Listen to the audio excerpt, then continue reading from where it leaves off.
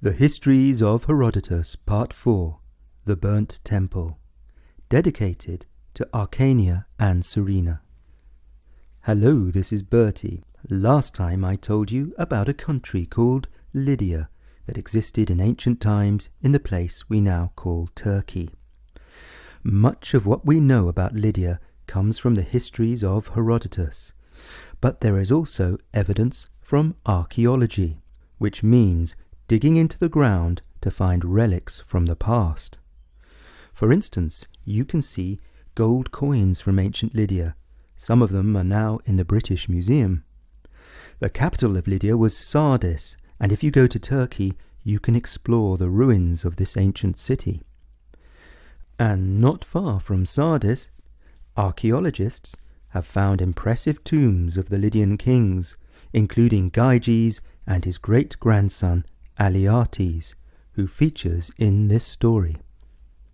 Alyattes became king of Lydia 610 years before the birth of Christ. At that time, Lydia was in the middle of a long war with the Greek city of Miletus on the coast of Asia. It was situated in the mouth of the winding river Meander, from which we get the word meander, which means to wander this way and that. Miletus owned a powerful navy. Its ships sailed freely to and from its port and out into the Mediterranean Sea. But on the land, the empire of Lydia surrounded Miletus, and the kings of Lydia wanted to bring the city under their rule. Alyattes tried to starve the Miletans into submission. Every year he marched the Lydian army into the fields around the city, playing trumpets and drums. They burned all the crops to try and deprive the Miletans of food, but they did not touch any of the farmhouses. So the next year they could repeat the whole thing again.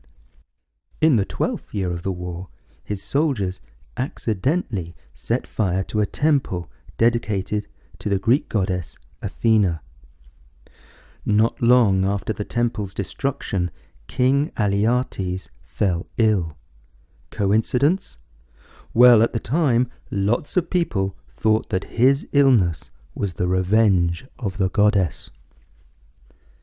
Now, if you offended a Greek goddess, the person you would ask for advice would be the oracle at Delphi. We mentioned her last time. She was a priestess who claimed to be in touch with the gods. So the sick king Alyattes sent a messenger to Delphi asking how he could become well again. The oracle replied that she could say nothing until he repaired the burnt temple of Athena. Next, Alyattes sent an ambassador to Miletus asking for a truce, or temporary peace, while his men fixed the temple. You will remember that for 12 years the Lydian army had been busy burning all the crops in the fields around Miletus, and the people were supposed to be starving. So you can imagine the surprise of the Lydian ambassador when he arrived in the city and found that everyone there was enjoying a giant party, dancing in the streets and eating and drinking their hearts out like there was no tomorrow. When he returned to Lydia, he told Alyattes what he had seen, and the king concluded that his plan to starve the Miletans clearly wasn't working. So he called off the war and made a permanent peace with Miletus. So what do you think happened? Well, although a Greek oracle was happy to take the gold of rich foreigners like the Lydians, when push came to shove, she was on the side of the Greeks. In fact, she was sharing information with Periander, tyrant of the Greek city of Corinth, not that far from Delphi. You may recall that Periander featured in the story of Aaron and the dolphin. And Periander was friends with his fellow Greek, the tyrant of Miletus, whose name was Thrasybulus. Even though Miletus was quite a long way away on the east side of the Mediterranean Sea, Periander sent a messenger by ship to tip his friend off about what the Delphic oracle had said. As a result, Thrasybulus was ready for the ambassador from Lydia. he ordered all the food and wine to be taken out of the stores, including his own, and for everyone to have a great party. That's how the Greeks, with the help of their oracle of Delphi, tricked the Lydians.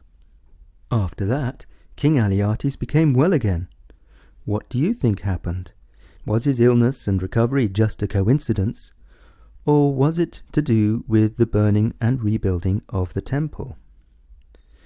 As for Alyattes himself, he was so grateful to the oracle and the Greek goddess that he built not one but 2 new temples to Athena. And Herodotus tells us that he got this story from several sources, including the priests at the oracle of Delphi. So this story is an early example of espionage, which is when you use spying and secret information against an enemy. Because the Greek leaders and the oracle were quietly working together, they were able to trick the powerful Lydian Empire.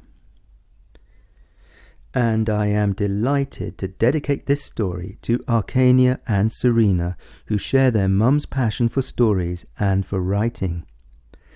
And their mum Alma was born in China and now lives in the USA. She tells us that we have loads of listeners in China where kids and adults like our stories for entertainment and for learning English. In fact, we are also aware that we have listeners around the world, including in Russia, Iran, Korea, the Philippines, and Vietnam, and other places too. And I would like to say a big hello to our global audience. Thanks for listening. And also to say thank you again to Arcania and Serena and their mum Alma for supporting us on Patreon. Don't forget, if you're listening on the podcast, you can visit our website storynori.com for the full text and for the illustration drawn by me, and to leave comments, all done anonymously and in a kid-friendly manner. For now, from me, Bertie, on storynori.com, goodbye.